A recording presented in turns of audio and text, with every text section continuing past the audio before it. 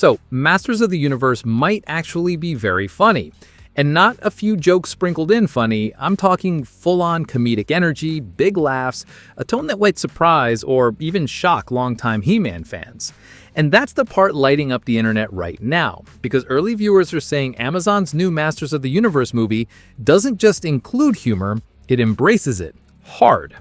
The reactions coming out of a reported test screening in Los Angeles are painting a picture of a movie that, yes, has action, yes, respects the classic character designs, but also leans into comedy in a way many fans never imagined for this franchise. Some are excited, some are confused, some are concerned, and honestly, I get it. He-Man carries decades of nostalgia, and when you start mixing comedy with a character built like a heroic tank holding a glowing sword, fans are naturally going to ask, okay, what exactly are we doing here? People who reportedly attended the test screening said the tone was described as very comedic and very entertaining. That last part is interesting because while some fans might recoil at hearing the word comedic, the ones who actually watched it apparently had a genuinely good time.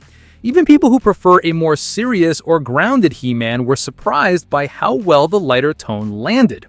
Of course, this is all early feedback. Test screenings aren't final judgment. Studios cut things, reorder scenes, rewrite lines, even change entire tones based on reactions.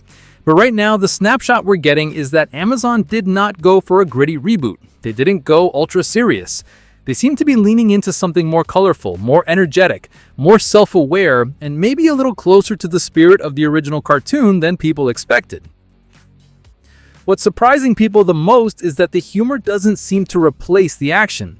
Early viewers said the fight sequences, especially the swordplay, were genuinely impressive. One person described it as shockingly good, saying the choreography wasn't treated like a joke or parody. The spectacle and intensity were still there. The humor just runs alongside it. And then there's the character designs, which might be one of the biggest reliefs for nostalgic fans. Multiple sources said the movie stays very faithful to the original He-Man toys. Not loosely based, not modernized into something sleek and unfamiliar. The weapons, costumes, creatures, and vehicles reportedly look like the toys brought directly into live action. One person described it as a cinematic translation of the original cartoon, which is something many fans have been begging for. So yes, it's comedic, but it also seems to have big visuals, real heart, and a surprising amount of respect for the source material. If that balance holds, Amazon might be aiming for something similar to what Marvel did with Thor Ragnarok. Light on its feet, but still delivering spectacle and emotional moments when needed. Whether fans will accept that direction is another story, but the ambition is there. Now let's talk about Jared Leto as Skeletor, because that alone was enough to make the internet explode when it was first announced. According to early viewers, Leto's performance channels a mix of Tim Curry's iconic roles. Think a little theatrical, a little villainous, a little unhinged in the best way. Skeletor's look is reportedly a blend of CGI and practical effects. The performance has physicality, but the face is enhanced digitally to give him that classic, exaggerated skull-like appearance. What shocked people is that the feedback on Leto is actually positive. He's described as surprisingly good, or better than expected. And considering how divisive some of his past roles have been, hearing positive early buzz around his Skeletor is a twist most fans probably didn't see coming. Now, the Earth storyline. Yes, Prince Adam is on Earth, and yes, parts of that storyline are comedic. And yes, that automatically triggers a lot of reactions from longtime fans. The Earth angle has always been controversial. Some fans don't mind it, some absolutely hate it, and some are willing to accept it only if it's handled well. The early viewer claimed the Earth scenes are light and comedic, but not forced or out of place. They said the pacing works and it makes sense within this interpretation of the story. Whether the broader fanbase agrees is another question entirely. It's one thing to sit in a test screening with no preconceived expectations. It's another to be a lifelong He-Man fan who has waited decades for a live-action film that truly captures Eternia. But at least the early reports aren't calling the Earth sections a disaster. They're saying it's handled better than expected. That doesn't guarantee fans will love it, but it suggests the film isn't just making random decisions for shock value. What fans might love most is the avalanche of Easter eggs. According to the report, the movie is packed with references to the original cartoon, the toys, old episodes, character moments, and even internet memes. There's reportedly a Highlander reference complete with a Queen song during an action sequence. It sounds unexpected, but early viewers said it actually works in context and adds to the energy of the movie. This reinforces the idea that Amazon didn't strip away the playful, colorful, sometimes strange charm of the original franchise. If anything, they embraced it and amplified it. As for the test screening audience reaction overall, it was mostly positive. People laughed, people reacted to the action, and the movie seemed to land in the way it wanted to. But this is where healthy skepticism is important. Test screenings aren't full fandom samples.